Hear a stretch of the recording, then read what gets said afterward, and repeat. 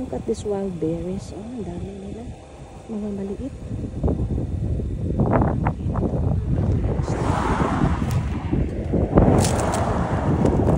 Dami bunga, oh. Gusto konti. Yung mga bunga ng mga wild berries nila, oh. Marami. Tapos yung mga ranchuhan nila, oh. Hi guys, nandito ako sa tabi ng kalsada guys. Kasi gusto ko lang i-feature itong ano nila, ranchuhan, gaano sila kaluwag. So basically guys, this is the town of Petaluma. So ito naman sa kanila dito, mga bakahan sila, mga chicken, yun. At saka wala akong nakitang ano masyadong yung mga veggies dito. Pero may nadaanan ako kanina, konti lang.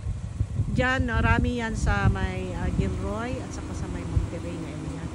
Yung mga beaches. Tapos dito naman, mga bakahan, basically sila guys, oh. Ranchuhan. Ang gaganda ng kanilang mga baka. Itim naman dito guys. Yung nadaanan ko kanina, mga ano siya, may puti, may brown, may pintik-pintik nga, puti and brown, batik. Ganon. So ganito siya kaluwag dito guys, ang kanilang mga ranchuhan. Ikot natin guys. Look at that, may kaisa-isa ding baka doon.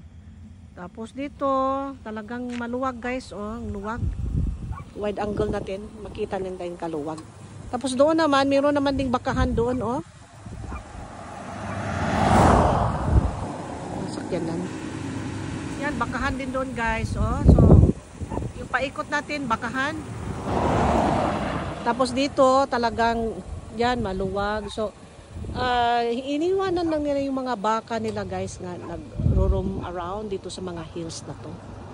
Yeah, pati na yung mga chicken nila talagang free range chicken talaga. Ang luwag, oh. Tapos ito kalsada guys. Minto lang ako para makunan ko lang ng video ito para may idea tayo ano yung mga farmlands nila dito. Kasi last week na feature natin yung mga veggies nila. Yan. Ito naman mga baka. Look at my doggy, they are barking with the ano, mga baka. Tapos ang baka naman, tumitingin dito sa akin. They're so cute. Tinatahol ni Mikey. Dami nila guys, oh, dami nila. Very nice. Okay guys, thank you. See you in my next vlog.